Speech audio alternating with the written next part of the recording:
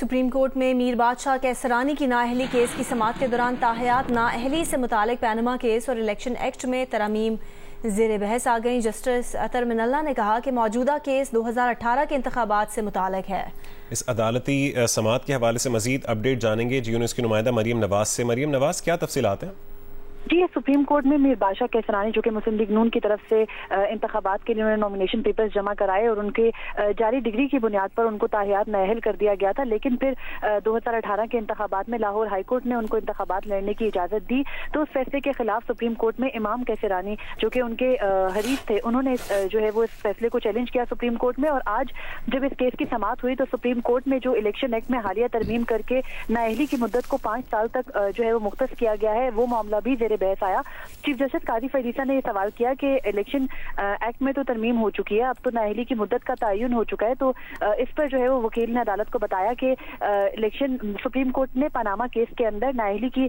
جو مدت ہے 62(1)(f) کے تحت وہ تاحیات قرار دی، جبکہ الیکشن ایکٹ میں ترمیم کے بعد 5 سال نااہلی کی مدت کی گئی ہے، جس پر سپریم کورٹ نے کہا کہ انتخابات اب سر پر ہے، اور یہ جو معاملہ ہے ایک سپریم کورٹ کی ججمنٹ ہے اور دوسری طرف الیکشن ایکٹ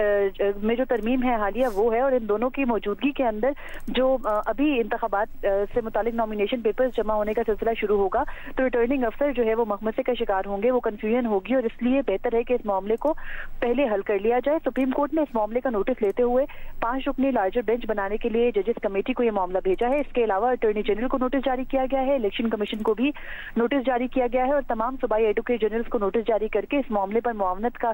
حکم دیا گیا ہے، اور یہ کہا گیا ہے کہ کیس انتخابات سے پہلے جنوری 2024 میں سماعت کے لیے مقرر ہوگا، اور یہ بھی کہا گیا ہے کہ تاحیات نااہلی والا جو معاملہ ہے اب سپریم کورٹ اسے سیٹل کر دے گی۔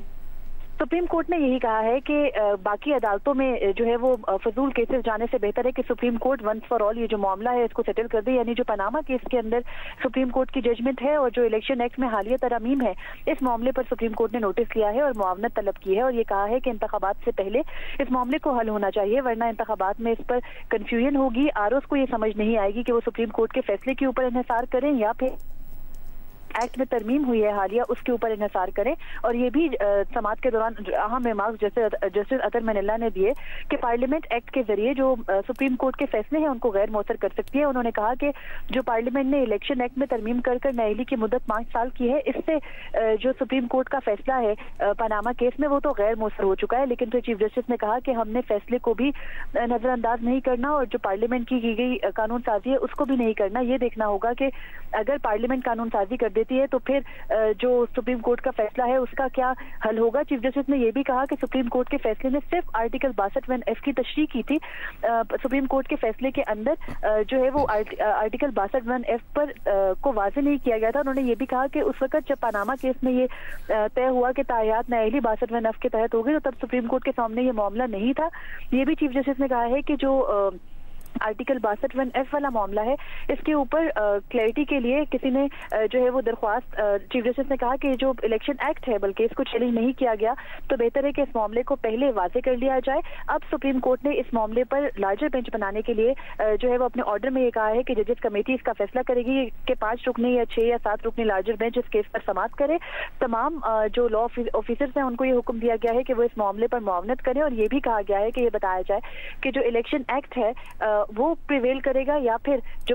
جو سپریم کورٹ کا پاناما کیس میں تشریح ہے وہ پریویل کرے گی۔ چیف جسٹس نے یہ کہا ہے کہ جو سپریم کورٹ کے سامنے معاملہ تھا وہ جو 62(1)(f) کے تحت نااہلی تھی اس کی مدت طے کرنے کا معاملہ نہیں تھا، اور یہ بھی چیف جسٹس نے کہا ہے کہ جو تاحیات نااہلی والا معاملہ ہے اس پر آئین خاموش ہے، 62(1)(f) میں آئین میں یہ درج نہیں ہے کہ تاحیات نااہلی ہوگی۔ اب کیونکہ قانون سازی ہو چکی ہے تو یہ دیکھنا ہوگا کہ الیکشن ایکٹ میں چلنا ہے یا پھر تاحیات نااہلی چلنی ہے۔ اس کے علاوہ سپریم کورٹ میں جب آج ایڈیشنل اٹارنی جنرل جو کہ عدالت میں موجود ہے، انہوں نے اشارہ دیا ہے کہ انتخابات سے پہلے یہ تاحیات نااہلی کے معاملہ جو ہے اسے سیٹل کر دیا جائے۔ بہت شکریہ مریم تفصیل دینے کے لیے۔